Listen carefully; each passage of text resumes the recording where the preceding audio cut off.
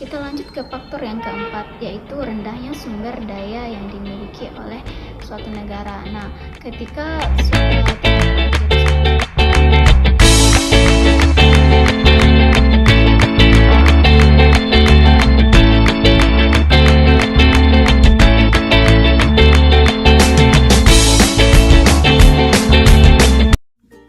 Assalamualaikum warahmatullahi wabarakatuh. Kembali lagi bersama Ibu. Apa kabar Ananda semua? Semoga Ananda semuanya baik-baik saja. Pada hari ini, kita akan melakukan pembelajaran melalui video ini. Saat ini, kita tidak bisa melakukan pembelajaran secara langsung di kelas, karena kebijakan pemerintah untuk sementara yang melarang kita untuk melakukan pembelajaran langsung di kelas. Hal ini dilakukan pemerintah untuk mencegah penyebaran COVID-19. Seperti yang kita ketahui bahwa COVID-19 ini menjadi masalah di seluruh dunia pada saat ini. Semoga masalah ini bisa berakhir dan kita bisa beraktivitas seperti biasa lagi, dan tentunya kita bisa bertemu lagi di kelas. Amin. Apakah Ananda siap belajar hari ini? Sebelum kita memulai pembelajaran, silakan Ananda menyiapkan alat tulis seperti buku dan pena untuk mencatat hal-hal yang dirasa penting dari penjelasan Ibu. Karena nanti Ibu akan memberikan tugas pada akhir pembelajaran ini. Pembelajaran kita pada hari ini yaitu tentang faktor penghambat perdagangan internasional. Adapun tujuan yang akan dicapai pada pembelajaran ini adalah siswa mampu untuk mengidentifikasi berbagai faktor penghambat perdagangan internasional. Sebelumnya kita telah belajar mengenai faktor pendorong perdagangan internasional. Apakah Ananda masih ingat apa saja faktor yang mendorong perdagangan internasional? Mari kita sama-sama mengingat kembali faktor-faktor pendorong perdagangan internasional melalui video berikut ini. Faktor-faktor pendorong perdagangan internasional. Yang pertama, perbedaan sumber daya alam yang dimiliki. Barang kebutuhan yang dapat dihasilkan oleh suatu negara tergantung pada sumber daya alam yang dimiliki. Perbedaan sumber daya alam juga tergantung pada kondisi wilayah di negara tersebut. Yang kedua, teknologi. Setiap negara memiliki teknologi yang berbeda, sehingga barang yang dihasilkannya juga berbeda.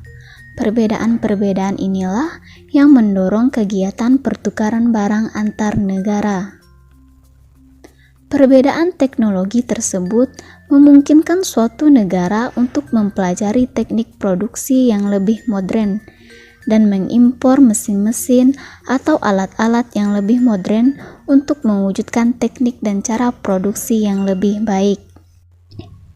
Yang ketiga, penghemat biaya produksi.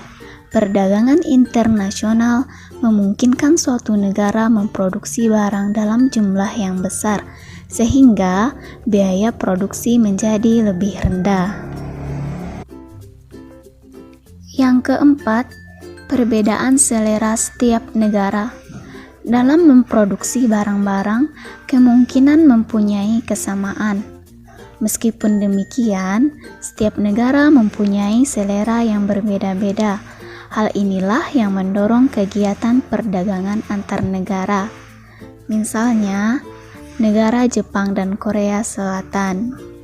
Sekarang, kita lanjut materi kita tentang faktor penghambat perdagangan internasional. Selain yang telah kita bahas, bahwa ada faktor yang menjadi pendorong perdagangan internasional, ada pula faktor yang menjadi penghambat proses perdagangan internasional ini. Apa saja faktor yang menghambat perdagangan internasional ini? Mari kita bahas. Baiklah, yang pertama itu adanya ketidakstabilan politik dan keamanan suatu negara. Nah, apabila keamanan dan politik suatu negara itu tidak stabil, maka misalnya negara tersebut sedang terjadi peperangan antar suku, adanya terorisme, perang, dan aksi teror lainnya, maka negara tersebut akan mengalami kesulitan dalam melakukan transaksi perdagangan dengan negara lain. Tentu hal itu yang menjadi penghambat dari perdagangan internasional ini.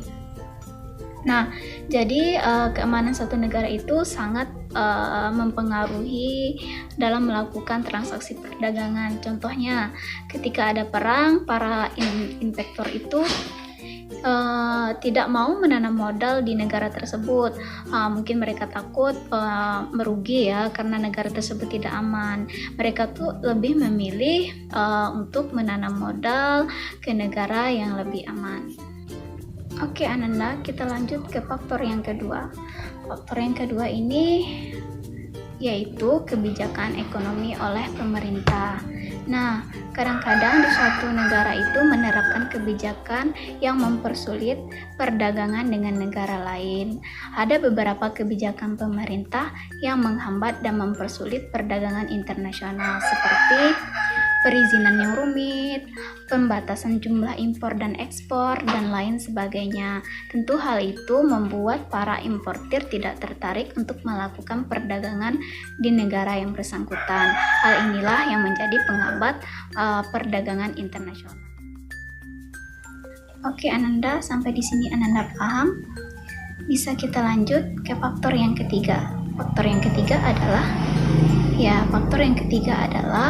tidak stabilnya kurs mata uang asing. Nah, dengan tidak stabilnya kurs mata uang asing ini membuat para importir maupun eksportir mengalami kesulitan dalam melakukan atau dalam menentukan harga valuta asing ini, sehingga berdampak kepada penawaran dan permintaan dalam perdagangan. Hal itu juga mempersulit perdagangan internasional sehingga menjadi hambatan dalam perdagangan internasional ini. Kita lanjut ke faktor yang keempat, yaitu rendahnya sumber daya yang dimiliki oleh suatu negara. Nah, ketika tenaga kerja di suatu negara itu rendah, bisa menghambat dari perdagangan internasional.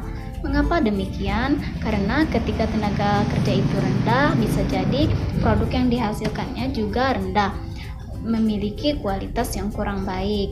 Jika suatu negara memiliki barang yang kualitasnya kurang baik, akan mengalami kesulitan dalam bersaing dengan negara yang memiliki kualitas produk yang lebih baik. Nah, negara penerima barang dari negara tersebut akan ragu untuk menerima barang tersebut. Mereka lebih memilih menerima barang yang kualitasnya jauh lebih baik. Tentu saja hal itu bisa menjadi penghambat dari perdagangan internasional. Ya, faktor selanjutnya atau faktor yang kelima adalah perbedaan nilai mata uang. Di setiap negara tentunya memiliki nilai mata uang yang berbeda. Contohnya saja seperti nilai rupiah dengan nilai dolar Amerika yang jauh berbeda. Nah, nilai rupiah ini jauh lebih rendah daripada dibandingkan dengan nilai dolar Amerika yang jauh lebih tinggi. Tentu perbedaan tersebut akan membuat perdagangan internasional menjadi terhambat. Nah, biasanya ya negara yang melakukan kegiatan ekspor itu biasanya meminta kepada negara pengimpor untuk membayar menggunakan mata uang negara pengekspor. Nah, apabila nilai mata uang pengekspor lebih tinggi daripada nilai pengimpor, tentu negara yang pengimpor ini akan mengalami kerugian. Nah, dari itu bisa menjadi terhambatnya perdagangan internasional. Oke Nanda, tetap fokus ya. Sekarang kita lanjut materi kita ke faktor yang keenam, yaitu adanya organisasi ekonomi yang mementingkan negara anggotanya. Nah, di sini kasusnya ada banyak organisasi ekonomi, baik itu regional maupun internasional, yang mana dibentuk untuk melindungi dan memberikan keuntungan bagi negara anggotanya, sehingga hal ini dapat menjadi penghambat perdagangan internasional. Bagi negara yang bukan anggotanya akan mengalami kesulitan untuk melakukan perdagangan. Nah, misalnya organisasi ASEAN. Nah, tentu saja kebijakan ekonomi atau perdagangan yang dikeluarkan dari organisasi ini mementingkan dan menguntungkan keanggotaannya, seperti halnya dengan tarif impor yang tinggi yang terhadap negara-negara yang bukan anggota dari organisasi ASEAN ini. Hal ini yang dapat menghambat perdagangan internasional. Faktor yang ketujuh. Nah, anak-anak, faktor yang ketujuh ini adalah pengenaan biaya masuk yang tinggi. Nah, mengapa bisa barang luar negeri itu mahal? Karena negara menetapkan kebijakan barang yang masuk dari luar negeri, barang yang dari luar negeri masuk ke dalam negeri itu akan dikenakan tarif yang tinggi. Hal ini dilakukan pemerintah untuk menjaga produk dalam negeri agar produk dalam negeri itu bisa bersaing dengan produk luar negeri. Hal ini juga bisa menghambat dari perdagangan internasional. Sekarang kita masuk ke faktor yang terakhir, yaitu perbedaan bahasa antara negara pengimpor dan pengekspor. Nah, adanya perbedaan bahasa antara negara pengimpor dan pengekspor ini bisa menghambat perdagangan internasional. Mengapa demikian? Nah, dalam melakukan kegiatan jual beli atau perdagangan internasional ini pasti perlu komunikasi yang baik itu pengimpor maupun pengekspor. Jika komunikasinya tidak baik, tentu perdagangannya ini akan mengalami hambatan. Nah, itulah materi kita hari ini. Ananda, materi kita hari ini telah selesai. Mari kita sama-sama menyimpulkan materi kita pada hari ini, yaitu faktor-faktor penghambat perdagangan internasional. Ada apa saja, Ananda? Masih ingat? Ya, yang pertama itu keamanan suatu negara, kebijakan ekonomi internasional oleh pemerintah, tidak stabilnya kurs mata uang, kualitas sumber daya manusia yang kurang baik, perbedaan mata uang antar negara, adanya pengenaan biaya masuk yang tinggi, perbedaan bahasa antara negara pengekspor dan pengekspor, adanya organisasi ekonomi yang mementingkan anggotanya. Nah, ingat ya Ananda poin-poinnya, yaitu poin-poin dari faktor penghambat perdagangan internasional. Nah, Ananda, dengan kesimpulan materi kita hari ini, Ibu harap apa yang Ibu sampaikan Ananda bisa paham dan bisa bermanfaat bagi kita semua. Hari ini pembelajaran kita berakhir seperti yang Ibu jelaskan pada awal tadi, bahwa pada akhir pembelajaran Ibu akan memberikan tugas Ananda adalah membuat contoh kasus tentang faktor penghambat perdagangan internasional dari poin-poin yang telah kita jelaskan tadi.